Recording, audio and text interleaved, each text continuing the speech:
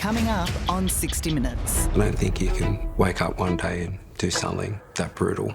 The crime that horrified Australia. It smacks of hate, it smacks of narcissistic anger and rage. Investigating the hidden past He was unhinged, deranged. of the monster who killed Lilie James. You can rot in hell.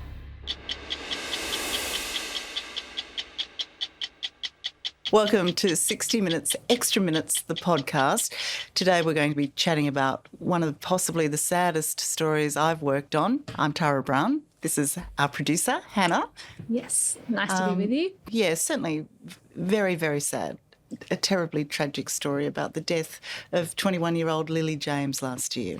Absolutely. I know you've covered a lot of sad stories, but with this one in particular, I think that question of why, and it's just so senseless, and it's just this moment in time, and for this young woman who really was on the cusp of her life, it's hard to measure sadness and different cases and things, but I think something that struck a chord about this story was just that sense of why. And it's so awful. And the why comes because, as you say, it's so senseless, but the man accused of killing Lilie, Paul Thijssen, a 24-year-old, former student of the school, worked there also as a sports coach, to all intents and purposes, for those who knew him, was a model citizen, an admirable, lovely guy, and something happened. That's right. And Lilie and Paul had worked together at the school. Lilie James, we've obviously spoken with her parents, her lovely parents, on this 1-year anniversary of her tragic death. They want to pay tribute to Lilie and remember her. She was busy. She had multiple part-time jobs, and one of those was at St Andrews. And that's where she encountered Paul, and they'd worked together. They entered into a sort of a brief relationship, and it all just ended so badly. No one could have really foreseen just how badly that would end. I think we need to take note and give respect to Lilie's parents, Jamie and Peter James, the courage that it has taken them to speak. You know, I know that Jamie has said to me he would prefer to hide out in a cave and not talk about this, but we saw that, didn't we? We saw the courage it took them to speak about the most awful and saddest time in their lives. But they have very good reason for doing that. No, they do. And you know, Jamie said in his interview with you that he, and both of them, Jamie and Peter, they both replay these moments in their mind every day. There's no escaping this for them. So they could stay quiet, but their motivation, from what they said in their interview, was to try and find some sort of meaning or help others if it is at all possible, and to remember their daughter. And I think you're right, it was courageous to speak, because it is just... It's so awful what they went through, not only that night, but in the months and the year that's followed, and just trying to make sense of that. They say that it's still very raw, and of course it is. It's only been 12 months, and they've got a lifetime of working through this grief ahead of them. But you're right, they were incredibly brave and very stoic, but also had a lot to say. I think they do have a message that they want to share. Absolutely, and they have a right to speak. You know, this is their daughter, this is the 1-year anniversary, and they haven't spoken before. And I hope that they feel that they did the right thing, because we think they did the right thing. Well, Lilie needs to have a voice somehow. She can't speak for herself anymore, tragically, obviously. So I think they want to remember Lilie, and the way that they want to do that is by remembering her smile, how busy she was, her friends, and you know, you've also sat down with many of her close friends. She was a busy, popular girl, and all of them still have their memories very much front of mind. So I think it's not an easy thing to do, but I think you're right that they do certainly have a right to speak and to remember their daughter. As well as paying tribute to her, they wanted to try and make some sense of this terrible crime, put it into some sort of context where something could be positive could come out of it. And that is a discussion about domestic violence and this epidemic against women. And this is a really hard one, because, you know, Paul Thijssen and Lilie James went out, if you can even call it that, for a matter of 5 weeks. I know the family said it's very hard to almost categorise it as domestic violence. I mean, it's almost at an emotional stage, a stranger still, really.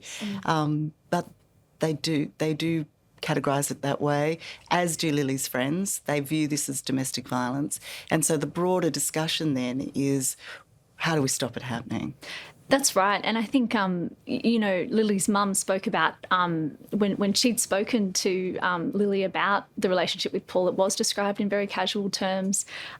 It was, a very mature conversation that it appeared that the two of them have had. But in reflecting upon everything that's happened, Lilie's mum, Peter, did say, we're raising all these young women to stand up for what they like and stand up and be able to speak out, which is so wonderful, but is tough questions and tough conversations being had with other people about how to handle rejection or how to handle things when things don't go your own way. And that sort of, important lesson that life doesn't always go the way that you might think it will, and how people handle rejection in relationships is an important sort of piece of the equation here. And Lilie's friends, they sort of said, of course, you should be able to leave a relationship and not be punished for it, which is, it's sad almost that needs to be said. Absolutely. I mean, there is that suggestion. It's an interesting social commentary in empowering women. Have we forgotten to bring men along with that? Not that women should... Not at all suggesting that women shouldn't be empowered, and nor does it give an excuse to men. But as you say, and as Lilie's mum says, have we just forgotten about the other end of the equation, that rejection is okay, and here are the tools to get through it. It is complicated, and Lilie's dad, Jamie, he said that term complicated, he said we need to stop saying it's complicated, we need to work to uncomplicate things, and it needs to be a full stop. It just needs to stop, and it's not an easy thing, there's no quick fix, but something needs to happen, and it's too hard, and it's complicated isn't good enough. What I found striking about Lilie's friends too was the fear that they feel, and you can understand that given how close they were to Lilie and this very violent death and this terrible crime, but also sort of a fear of trusting their own instincts, knowing who is safe and who isn't, that this has turned all that upside down because, as we said earlier, Paul Thijssen appeared to be the model citizen. That's right, and I think that was what really struck a chord when this all unfolded and unfolded over a number of days, and the identity of who had committed this crime was revealed. I think that was extremely shocking for the community that, some of Lilie's friends who had met Paul and who had heard of him and Lilie describing him as a normal guy. And, so there is that, you're right, that question of instinct.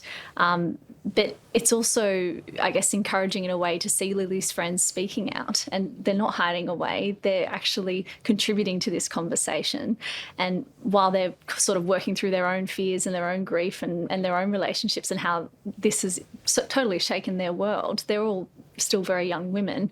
They're still wanting to get that message across, which I think is very admirable. Oh, I think so too, because they remain grief-stricken, don't they? Of course. I found it really endearing and really, really sad that for both Lilie's friends and her parents, they often go into the present tense about Lilie. Lilie likes to talk a lot. Lilie has a funny way of eating Vegemite toast. I mean, it just breaks your heart. No, it does. And I think, as you said before, in terms of Jamie and Peter speaking out on this anniversary, I think it's important to keep those memories alive of who Lilie was. She's more than how she left. She was a beautiful young woman. She had so much promise. And I guess it's up to her friends and her parents to honour that and to remember her and how she wanted to be remembered. Hardworking, wanting to make people's days better, as Peter said, and with that beautiful smile. Absolutely. And somebody who was very aware of what she wanted, aware of what she didn't want. And I guess that was also the other message from Peter and Jamie, that if she didn't feel right, she would have got out of there. If she didn't feel right, she would have told her mum and dad. It's just that brief tragic window in time where their lives intertwined, and it's just ended just so horrifically. But there will be an inquest next year where hopefully we'll learn some more. So that's down for March, early next year at this stage. So, you know, as you say in your story, nothing will bring Lilie back for Peter and Jamie, but hopefully there'll be further answers, and if there's anything that can be learned for the wider community in terms of any messages or lessons there, hopefully that will come to light too. And perhaps we will learn more about who Paul Thijssen really was, because at this stage he is still a bit of a mystery man in terms of exactly where this rage came from, where his anger and it would seem hatred came from. That's right. Yeah, there's still a lot to unfold there. Great. Thank you very much, Hannah Bowers. Thanks, Appreciate Tara. your time. Now, you can watch the full story, of course, on 9Now or YouTube. Thank you for listening and watching. Until next time.